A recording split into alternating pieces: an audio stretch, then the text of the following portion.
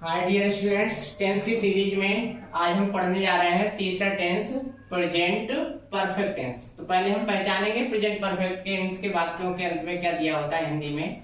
तो वाक्यों के अंत में आएगा चुका है, चुकी है, चुके हैं, चुका हूँ, चुके हो, या है, ई है, ये है, या हूँ आदि शब्द हैं।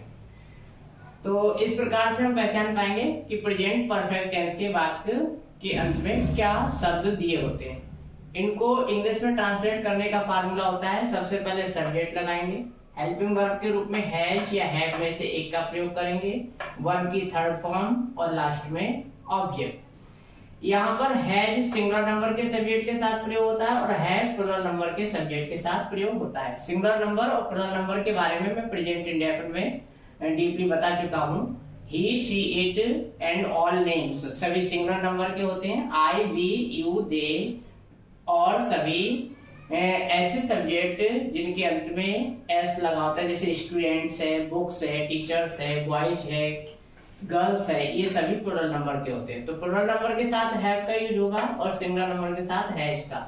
और ध्यान रहे वर्ब की थर्ड फॉर्म, सारे परफेक्ट टेंस जितने भी परफेक्ट टेंस हैं, चाहे वो प्रेजेंट परफेक्ट हो, चाहे वो पास्ट परफेक्ट हो, फ्यूचर परफेक्ट हो, सभी में थर्ड फॉर्म का यूज होता है।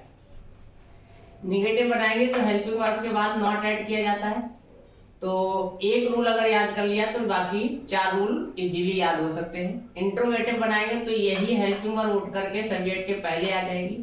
तो इंट्रोगेटिव का रूल ये हो जाएगा, हैज है, सब्जेक्ट, वर्ब की थर्ड फॉर्म, ऑब्जेक्ट, लास्ट में क्वेश्चन मार्क।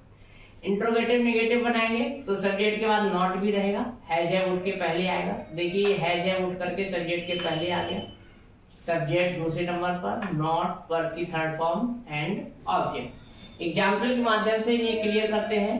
वह स्कूल पहुंच गया है, वह स्कूल पहुंच गया। चूंकि इस सेंटेंस में चुका चुकी के साथ या शब्द भी आता है, या है, ई है, ये शब्द भी आते हैं। तो वह स्कूल पहुंच गया है, ये यहाँ पर ये भी हो सकता है वह स्कूल पहुंच चुका है, एक ही बात है, पहुंच गया है या पहुंच चुका है। कुछ बच्चों को कंफ्यूजन होता है कि या है और चुका है, उन्हें मोस्टली याद होता है कि चुका है शब्द तो आता है परफेक्ट टेंस में, या है के बारे में कंफर्म नहीं होता है।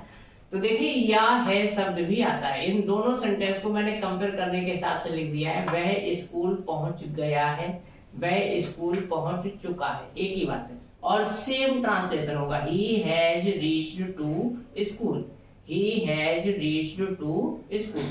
हमने खाना खा लिया, हमने, हम या हमने की अंग्रेजी में कोई अंतर नहीं होता है, सब्जेक्ट की जगह पर वी, और वी प्लूरल नंबर है इसलिए हमने हैव लगाया। यहाँ ही सिंगुलर नंबर था, हैज लगाया दोनों जगह पर। यहाँ भी प्लूरल नंबर है, वी है, खा लिया है, खाने की अंग्रेजी ईट होती है, तो ईट के थर्ड फॉर्म के रूप में eaten, we have eaten the food, हमने खाना खा लिया है, we have eaten the food. Negative में आएंगे तो हम हैज हैव के बाद नॉट का यूज करेंगे। मैंने किताबें नहीं खरीदी हैं, खरीदी हैं।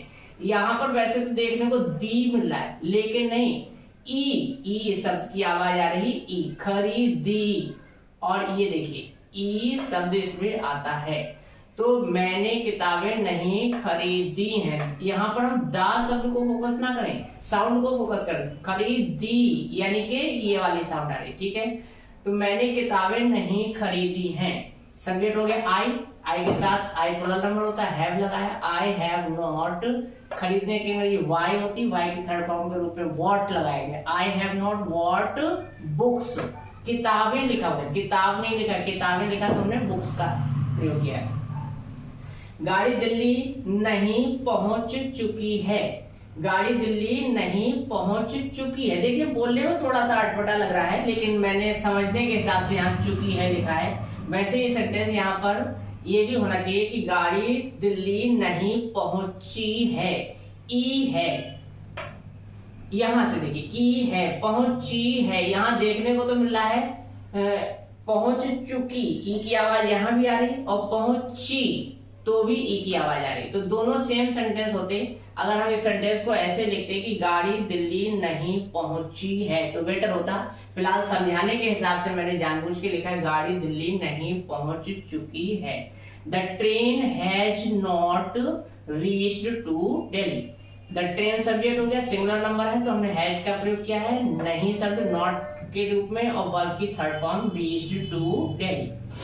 इंट्रोगेटिव में देखें क्या शब्द आगे आ गया, क्या तुम स्कूल आ गए हो, तो have you come to school. Have क्यों लगाया, क्योंकि सब्जेक्ट हमारा यू है, यू प्लूरल नंबर का है, तो फिर हम हैव का यूज करेंगे, ठीक है। तो have you come to school, subject हमारा यू है तुम, और इससे पहले हमने लगा लिया have you come to school, question mark का भी प्रयोग करेंगे। इंट्रोगेटिव नेगेटिव में वह बाजार क्यों नहीं आया है, क्यों इंट्रोगेटिव वर्ड आ गया सबसे पहले व्हाई, अब हेल्पिंग वर्ब लगाएंगे हैज, सब्जेक्ट हमारा he, why has he not gone to school, वह बाजार क्यों नहीं गया है, why has he not gone to market, ये स्कूल नहीं यहाँ पर होना चाहिए मार्केट, ठीक है। तो वह बाजार क्यों नहीं गया है, why has he not gone to market, ठीक है। तो व्हाई, अब देखिए यहाँ पर हैज जो हमने लगाया है ही से पहले लगाया, अगर कुछ लोग ऐसे लिखते हैं why he has not gone to school, तो ये सेंटेंस गलत हो जाएगा। इंट्रोगेटिव में ध्यान रहे कि हेल्पिंग वर्ब सब्जेक्ट के पहले ही होनी चाहिए, और वो भी सब्जेक्ट के नंबर और टेंस के अनुसार। तो ये देखिए टेंस के हिसाब से हैज है वो होगा, और यहाँ पर चूंकि सिंगुलर नंबर है तो हैज ही लगा पाएंगे, हम हैव नहीं लगा पाएंगे, ठीक है। तो अगर गलत हेल्पिंग वर्ब लगती है तब भी सेंटेंस गलत होगा, गलत जगह पर लगती है, अगर यहाँ लगा दी तब भी गलत होगा, और यहाँ लगाई है लेकिन हैव लगा दिया तब भी गलत होगा। तो हमें दोनों चीजें देखनी पड़ती हैं, टेंस का भी ध्यान रखना पड़ता है हेल्पिंग वर्ब लगाते समय कि कौन सा टेंस है और कौन सी हेल्पिंग वर्ब लगेगी, और सब्जेक्ट का नंबर भी ध्यान रखना पड़ता है कि वो सिंगुलर नंबर है या प्लूरल नंबर है। क्या तुमने गृह कार्य नहीं किया है, तो क्या हेल्पिंग वर्ब से केवल काम चल जाएगा, तो क्या के रूप में हैव आ गया, सब्जेक्ट है तुमने यू है इस वजह से हैव लगा है, अगर यहाँ सिंगुलर नंबर होता तो हमें हैज लगाना होता। तो have you not done homework, क्या तुमने गृह कार्य नहीं किया है, तो have you not done homework. Thank you for watching this video.